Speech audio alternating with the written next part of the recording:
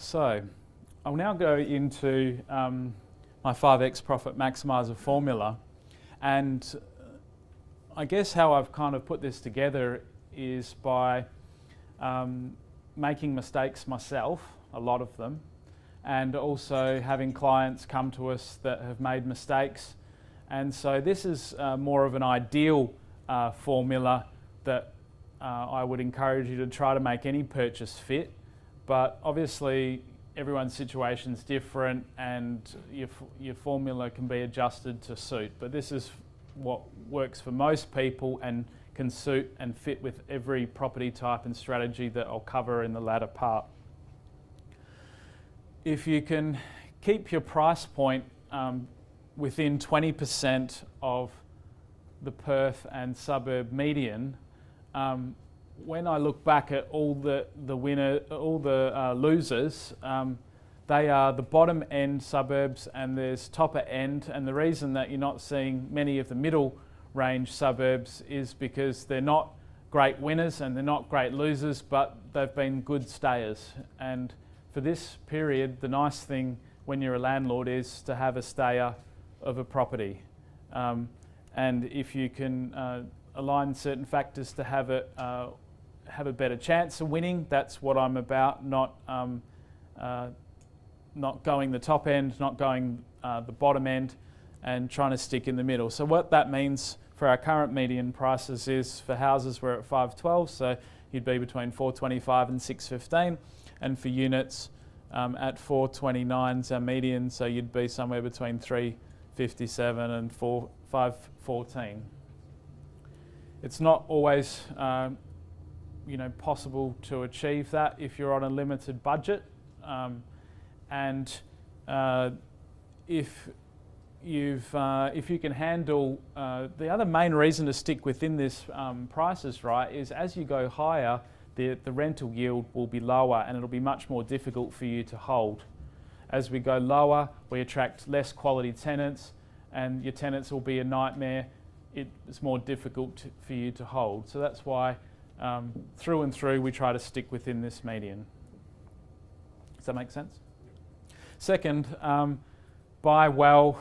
This may be a really obvious thing, but in this market, it's a buyer's market and there's just such great opportunities that to not buy well and insulate yourself from the beginning is just an opportunity lost.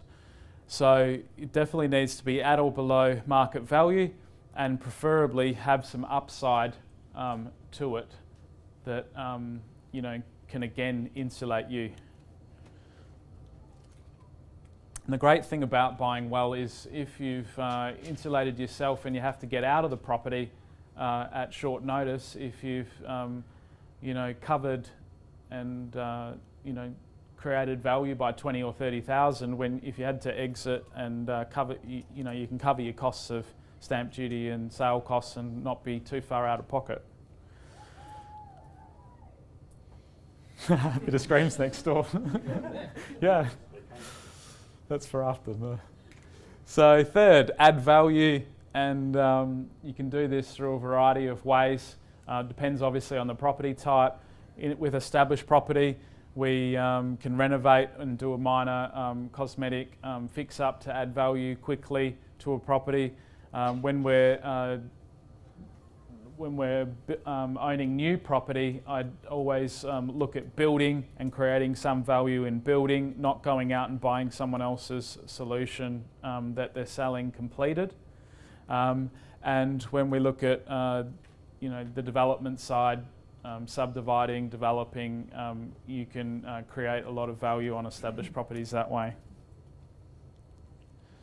So point 4, try to maximise the growth potential of the area, and the way that I look to do this and how I very much help with a lot of our clients' purchase decisions is that we do a lot of research on the market in general, but we try to then align what we think with what prediction tools are telling us too. So there's a number of really good ones that I use. I use Residex's prediction tools. I use online portal thing called Boom app, and it gives the relative demand and supply ratios and a lot of other stats, and that's a free tool. And I also use some of John Lindeman's suburb prediction reports. Occasionally get Terry Ryder's, but he's more of hot spotting, suburbs that are going to jump up but not always perform longer term. So I kind of spend a lot of money on reports from these research houses, and I align it with what we know of what's happening in the market, so significant infrastructure and other changes that are going to boost demand in an area. Point 5 to my formula, which everyone generally forgets, is rentability. And I might have been harping a bit on it tonight, but we try to achieve a rental yield that's greater than 4%, and that enables you to hold the property with less shortfall, if any, especially in this low interest rate environment. If you can't be neutrally geared, then you do need to be asking yourself what you're doing. And the harder one to achieve in this market is, and we could do it with our eyes shut 4 years ago, but a less than 3% vacancy in the suburb, and that's very much more of an ideal in this market, and it's the hardest one to get right. And we've already touched on being desirable. So place yourself in the tenant's position. It doesn't need to be something that you'd personally live in, because it's not you, but what are all the factors that they're going to look at? So any questions around the formula? And might not be clear how to apply it, but I'll be going into that in a minute. How do you yes? work out the yield?